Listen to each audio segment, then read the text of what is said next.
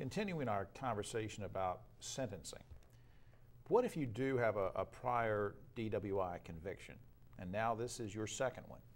What effect does that have on the sentencing for the second one? It has a tremendous effect, and it can vary widely. So let me give you some very specific examples.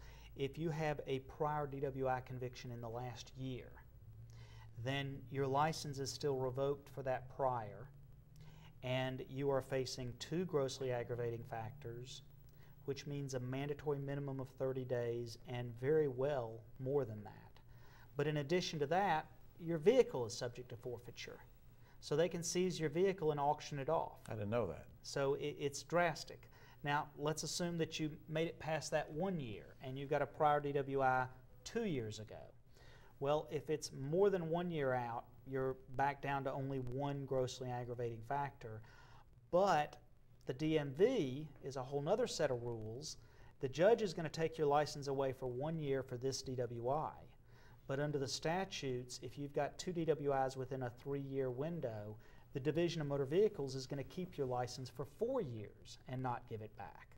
So if you got a prior within 2 years back, you're still facing a potential 4-year suspension of your license. Right. Now, let's assume you got a prior DWI, but it's more than 7 years ago. Well, then it's only an aggravating factor. It's not a mandatory jail time factor. And all that's statutorily set up. It's all laid out by statutes. And of course, while it's statutorily set up, there's always a different interpretation of the statute. It can be fought. A good example would be, what happens if you got a DWI in West Virginia 2 years ago? Well, it's going to be very difficult for the state to prove that. One, that it's a conviction. 2, they've got to prove that the Virginia statutes or West Virginia statutes are substantially similar to the North Carolina statutes. So if you've got a prior conviction out of state, that raises a whole other issue of problems. Let's talk about something that maybe is an ancillary issue to this, but it's part of sentencing, because we talked about jail time or possible jail time.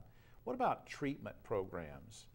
How much does that come into play, and are those often ordered in the sentencing? Well, it's going to be ordered in every DWI. The question is what the level is, and that's the reason that we strongly recommend that you go get that pretrial alcohol assessment. And what that is you go to a counselor and you go through some screening questions and get an evaluation.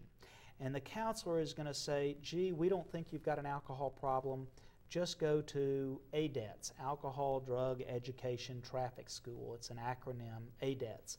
And it's like a driver's ed program. So go complete that, learn a little bit about drunk driving, and that's your alcohol program. Now, there's a wide range from there, but it can go all the way up to, gee, you've got a severe alcohol problem. You need to go into a 28-day inpatient hospital treatment program.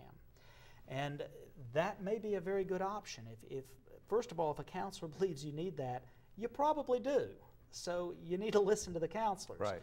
But let's just talk with a jaded eye as if we're lawyers. How does that benefit you? Well, one, it probably helps your life. So as a counselor of law, we're going to say, you need to do that. You should do that. But beyond that, the legislature, the government, has laid out some incentives. If you will go do that, if you'll go do that inpatient, overnight, stay in the hospital, really address the issue, it can count as jail time. So if you have got 2 grossly aggravating factors and you're facing some mandatory active jail time, go get treatment. It benefits the state, it benefits society, it benefits you, it helps with your sentencing. The final thing I'm curious about is what happens to one's insurance premiums if there is a DWI conviction? That's also regulated by law. Under North Carolina law, it's going to go up 400%. So that's where the DWI is going to cost you really more than anything else. Right. Because of the fines, we haven't really talked about fines, but fines on a first or second offense fines on a first offense are going to be, and I'm going to lump a lot of things together, community service fee, a fine, court costs, limited driving privilege fee. Right.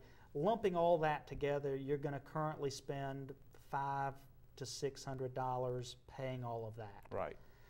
If you have a second offense or a third offense, and the fines will go on up, you could be into a couple $1,000s. But now say that again, 400%. But that's just money you pay the day of court, right. court costs and fines. Let's talk about what insurance does. For the next 3 years of your life, if you don't have insurance, you can't drive. Right. So I mean, you can't get any driving privileges unless you have valid insurance. The insurance companies are going to increase your premiums 400%. Now, I've seen different studies. It depends on what kind of car you have, how new, what sort of insurance. Do you have comprehensive or just collision?